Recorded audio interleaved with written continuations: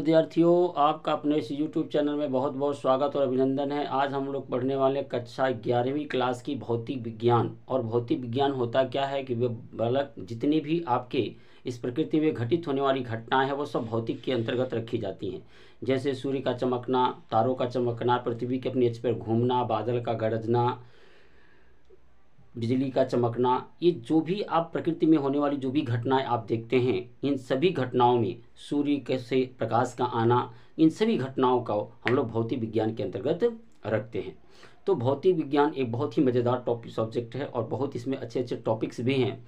तो हम लोग जो है बिना विलंब के शुरू करने वाले हैं। आज जो टॉपिक है भौतिक विज्ञान की वो है मापन एवं मात्रक के विषय में, कि मापन और मात्रक क्या होता है। तो इसके अंतर्गत मापन और मात्रक के अंतर्गत हम लोग तीन चीज़ें पढ़ेंगे।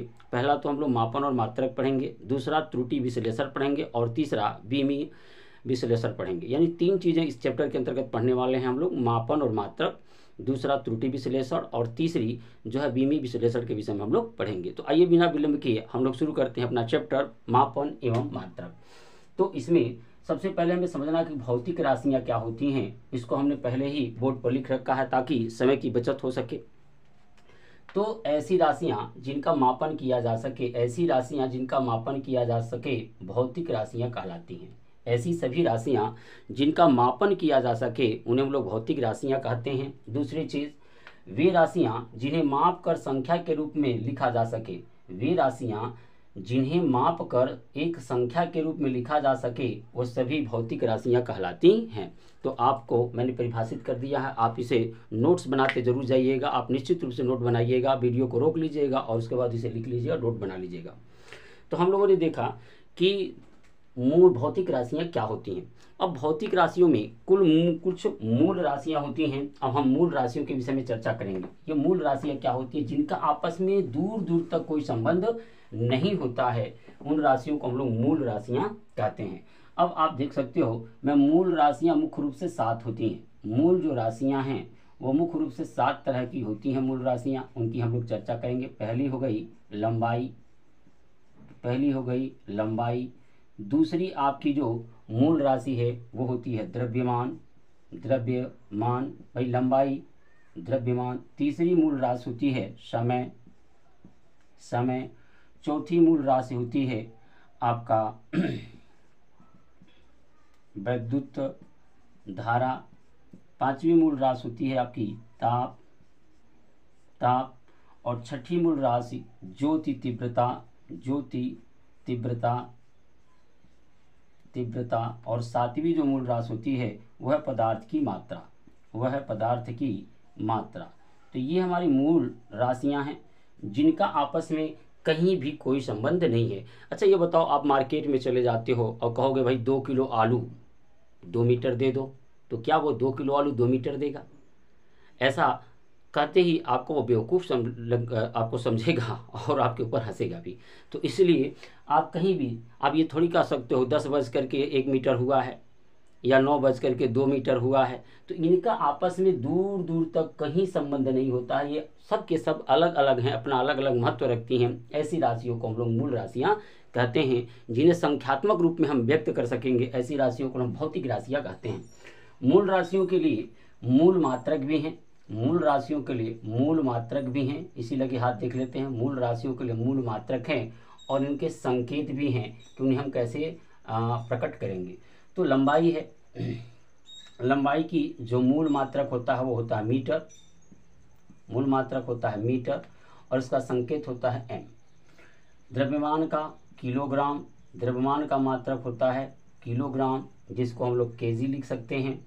समय के लिए हम लोग सेकेंड, समय को हम लोग सेकेंड में मापते हैं, जिसके लिए हम लोग एसएससी लिख सकते हैं। वैद्युत धारा को हम लोग एम्पियर में मापते हैं, जिसको हम लोग ए से प्रदर्शित कर सकते हैं। वैद्युत धारा को हम लोग केल्विन में मापते हैं, वैद्युत धारा को तो हम लोग एम्पियर में मापते हैं, लेकिन आपका जो ताप है, ताप को हम लोग केल्विन में मापते हैं। केल्विन में मापते हैं, जिसे हम लोग के से प्रदर्शित करते हैं। ज्योति तीव्रता को हम लोग कैंडेला में मापते हैं, कैंडेला जिसे हम लोग सीडी से प्रदर्शित करेंगे। और पदार्थ की मात्रा को हम लोग मोल में मापते हैं, जिसको हम लोग MOL मूल से प्रदर्शित करते हैं। तो ये हैं मूल राशियां और उनके मूल मात्रक और उनके संकेत। तो हमने देखा कि मूल राशियां, मूल मात्रक और उनके संकेत हो गए। साथ ही में देखें तो एक इन मात्रकों के अंतर्गत एसआई पद्धति प्रचलित है। अब पद्धतियों की बात थोड़ी सी लगे हाथ कर लें। हमने देख लिया कि मूल राशियां कौन है, मूल मात्रक कौन है, संकेत कौन है। तो इस तरह से आप इसे नोट डाउन कर लीजिए और फिर मैं आगे चलता हूँ। तो हम लोग चलते हैं अब मूल राशियों को। हमने देखा कि मूल राशियां क्या है, जिनका दूर दूर तक कहीं आपस में कोई संबंध नहीं होता है, उन्हें हम लोग मूल राशियां कहते हैं। और मूल राशियां मुख्य रूप से 7 होती हैं और उनके 7 मूल राशियां, 7 मात्रक और 7 इसके संकेत हैं। तो आप इसे नोट्स बनाते जाइएगा और लिखते जाइएगा, पढ़ते जाइएगा, समझते जाइएगा। निश्चित तौर से मैं पूरा का पूरा भौतिक विज्ञान आपको देने वाला हूँ, वो भी एकदम बिल्कुल मुफ्त।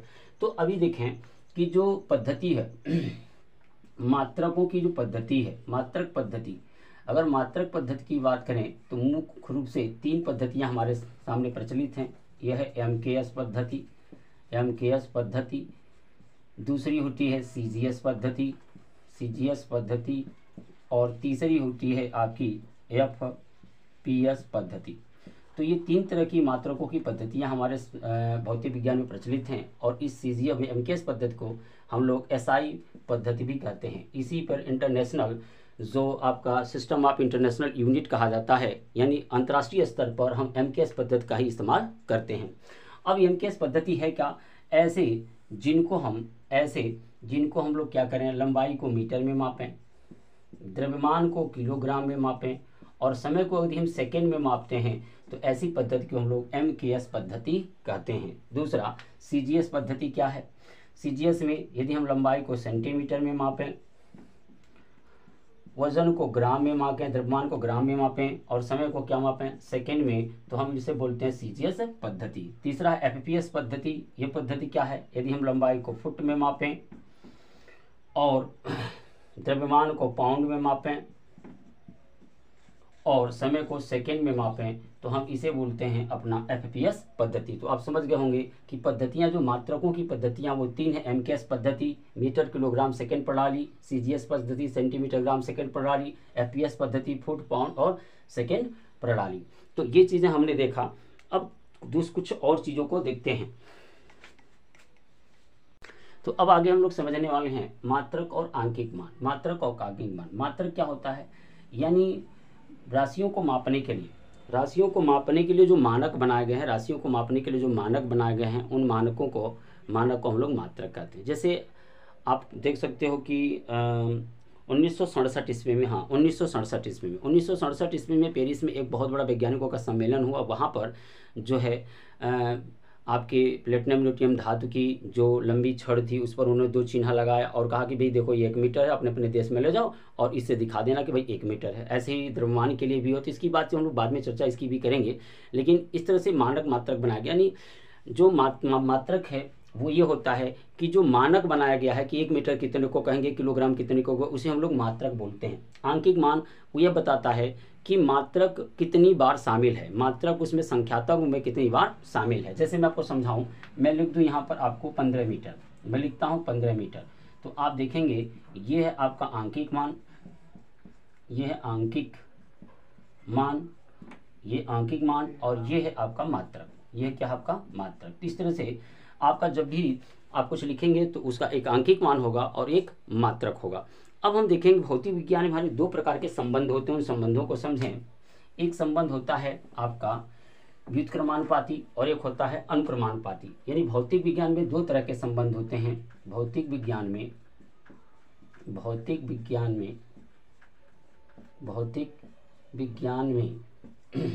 2 प्रकार के संबंध पाए जाते हैं। 2 प्रकार के संबंध पाए जाते हैं। पहला होता है आपका अनुक्रमानुपाती और दूसरा होता है आपका व्युत्क्रमानुपाती। नहीं देखिए, हैंडराइटिंग मेरी थोड़ी अच्छी नहीं होती तो भाई क्या करें, हैंडराइटिंग मेरी ऐसी ही है तो आपको इसी पर एडजस्टमेंट करना होगा। यानी अनुक्रमानुपाती और व्युत्क्रमानुपाती। आइए समझते हैं। मान लीजिए कोई एक राशि है जो आपका दिया है y बराबर x + 2 के। तो यहाँ मान लीजिए ये x और ये y है। तो अब आप देखेंगे इसमें कि यदि मैं यहाँ पर x के जगह 1 रखूँगा तो y का मान मिलेगा 3, 2 रखूँगा तो 4, 3 रखूँगा तो 5, 4 रखूँगा तो 6, 5 रखूँगा तो 7। अब देख सकते हो कि मैं x के जगह जैसे जैसे मान रखता जा रहा हूँ वैसे वैसे y के मान, भाई यहाँ 1 रखे तो 2 1 3 हो जाएगा, 2 रखे 2 2 4 हो जाएगा, 3 रखे 3 2 5 हो जाएगा, 4 रखे 4 2 6 हो जाएगा, और ऐसे ही 5 रखे तो 5 2 7 हो जाएगा। तो देख रहे हैं जिस तरह से यह बढ़ रहा है उसी तरह से इसके भी मान में क्या हो रही है, वृद्धि हो रही है, यानी दोनों के मान एक के साथ दूसरा भी बढ़ रहा है। यदि मैं एक के मान को घटाऊंगा तो दूसरी का मान भी ये घटेगा। तो इस तरह के अनुपात को हम लोग बोलते हैं अनुक्रमानुपाती अनुपात, अनुक्रमानुपाती अनुपात। इस तरह के अनुपात को हम अनुक्रमानुपाती अनुपात, तो आप देख सकते हैं इस प्रकार के अनुपात को हम बोलते हैं अनुक्रमानुपाती अनुपात। अब यहाँ पर कोई राशि ले लें, जैसे मान लीजिए y बराबर हमने लिखा 30/x, तो ये एक राशि ये हो गई, एक राशि y हो गई। अब जरा x के जगह पर मैं 5 रखता हूँ तो यहाँ मिलेगा 6, अगर मैं यहाँ 10 लिखूँ तो यहाँ मिलेगा 3, यदि मैं यहाँ 15 रखूँ तो यहाँ मिलेगा 2, यहाँ मैं 30 रखूँ तो यहाँ मिलेगा 1। आप देख रहे हैं कि एक राशि बढ़ रही है तो दूसरी राशि क्या है, कम हो रही है। तो एक उल्टा अनुपात है। तो इस तरह के अनुपात को हम लोग भौतिक विज्ञान बोलते हैं व्युत्क्रमानुपाती अनुपात, व्युत्क्रमानुपाती अनुपात। यानी अगर एक का मान दो राशियों साथ साथ बढ़े और साथ साथ घटे तो भी हम वहाँ होगा अनुक्रमानुपाती अनुपात, और एक राशि बढ़े दूसरी घटे या दूसरी बढ़े तो पहली घटे, तो ऐसे अनुपात को हम लोग व्युत्क्रमानुपाती कहते हैं। यानी अनुक्रमानुपाती को इंग्लिश में प्रोपोर्शनल बोलते हैं और व्युत्क्रमानुपाती को बोलते हैं इनवर्स प्रोपोर्शनल। तो आइए हमने समझ लिया कि भौतिक विज्ञान में जो राशियों के बीच संबंध होता है वो दो तरह का संबंध होगा, या तो उनके पास अनुक्रमानुपाती का संबंध होगा, एक के साथ दूसरी राशि बढ़ेगी, या तो उनमें व्युत्क्रमानुपाती का संबंध होगा, एक बढ़ेगी तो दूसरी घटेगी। अब यहाँ पर हम एक चीज समझते हैं कि आप देखोगे कुछ चीजें जो आपको चौंका देने वाली है, वो चीजें क्या है जरा देखो।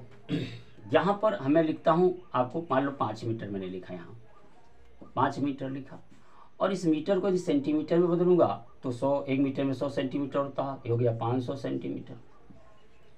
फिर आप इसको आप सेंटी हो गया मिलीमीटर में बदलिए, तो मिली में बदलेंगे तो 1 0 और बढ़ जाएगा, आप देखोगे ये मिलीमीटर हो जाएगा आपका। तो आप देख सकते हो कि जैसे जैसे मैं मात्रक को घटाता जा रहा हूँ वैसे वैसे आप देख रहे हो मात्रक को मैं घटा रहा हूँ। अब मात्रक को मैं क्या कर रहा हूँ, घटा रहा हूँ। देख जैसे जैसे मैं मात्रक को घटा रहा हूँ वैसे ही वैसे आपके जो नंबर हैं, आंकिक मान है, ये क्या है आंकिक मान, और ये क्या है यूनिट, मतलब ये आंकिक मान और ये क्या है यूनिट है, मात्रक है।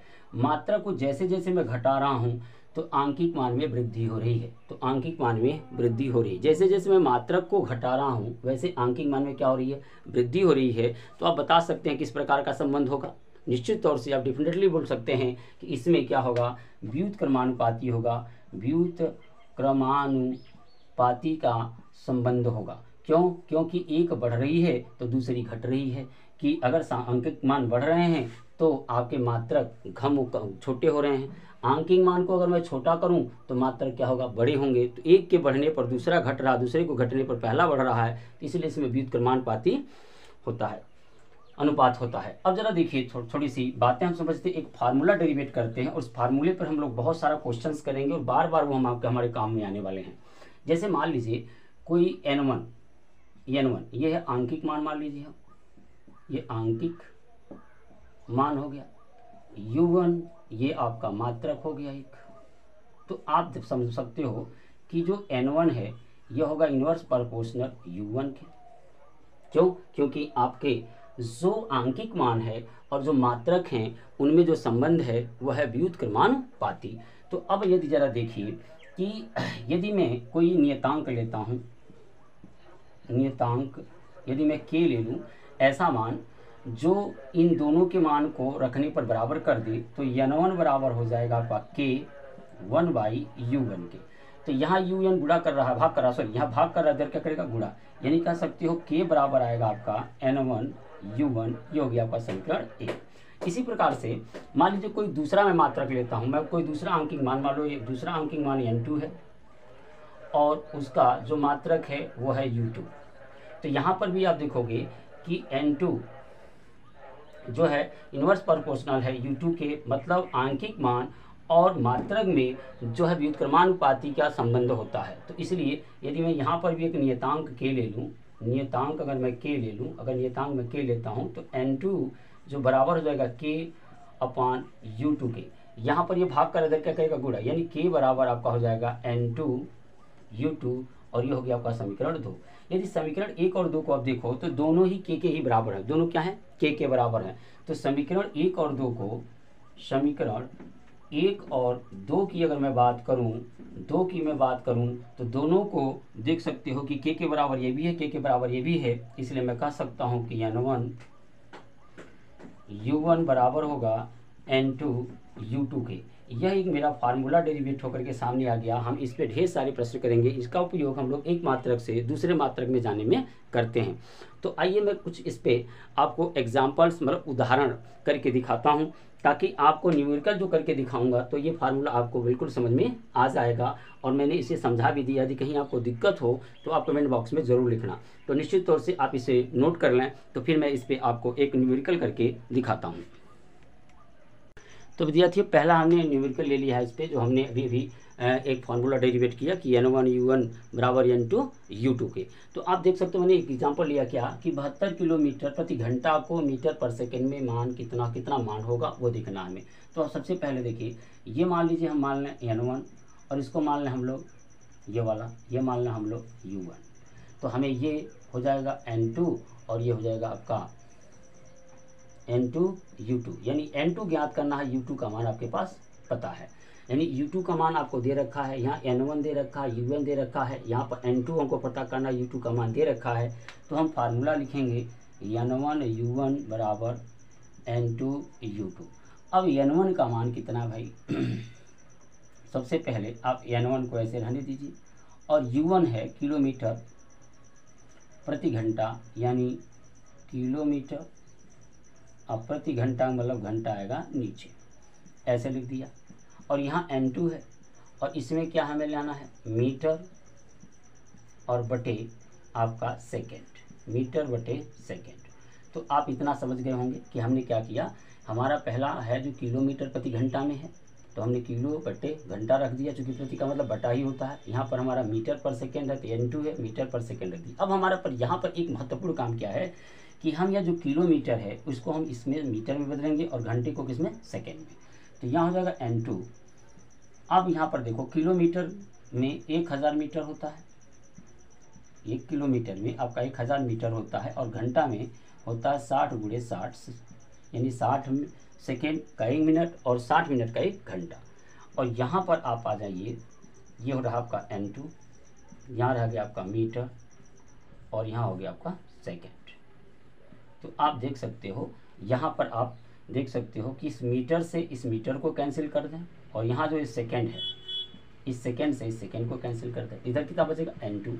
अब N2, सॉरी यहाँ N1 है, यहाँ N2। अब यहाँ N1 का मान कितना आपका 72, यहाँ रख दो 72 गुणे 1 0 से 1 0 काट दो, ये कट गया 10/36, 10/36, और यहाँ हो गया N2। 36 दूना आपका हो जाएगा क्या, 72, 10 दूनी 20, यानी N2 का मान हो गया 20 मीटर पर सेकेंड। यानी वह चाल जो 72 किलोमीटर प्रति घंटा थी उसका मीटर पर सेकेंड में होगा 20, उसका मीटर पर सेकेंड में होगा 20 मीटर पर सेकेंड। आइए कुछ और एग्जाम्पल और न्यूमेरिकल के साथ इस सूत्र को खूब अच्छे से समझते हैं। तो विद्यार्थियों, जो नेक्स्ट क्वेश्चन अपना है वो 90 किलोमीटर प्रति घंटा का मान मीटर पर सेकेंड में कितना होगा। तो यहाँ आप जरा देखिए, इसको हम लोग क्या मानेंगे, इसको मानेंगे N1, और ये जो मात्रक है इसे मानेंगे U1। यहाँ पर हमारे पास N2 को ज्ञात करना है, और यहाँ पर आपका ये हो जाएगा U2। तो हम फार्मूला लिखते हैं N1U1 बराबर होता है N2U2 को, जिसे हम अभी प्रूव करके देख चुके हैं। तो N1 को ऐसे रह देंगे, यहाँ पर U1 को लिखेंगे, किलोमीटर प्रति घंटा है तो किलोमीटर को ऊपर रखेंगे, और प्रति के लिए घंटा है तो नीचे कर देंगे घंटा को, ऐसे ज़रा ध्यान दीजिए। यहाँ पर N2 का मान हमें पता करना है, लेकिन U2 का मान है क्या है, मीटर है, और बटे में क्या लिखेंगे, सेकेंड। प्रति का मतलब होता बटा सेकेंड। अब हमको यहाँ से क्या करना है, ये किलोमीटर है तो इसको मीटर में, चूंकि हमको यहाँ आना है तो किलोमीटर को मीटर में और घंटा को हम लोग सेकेंड में बदलने का काम करेंगे।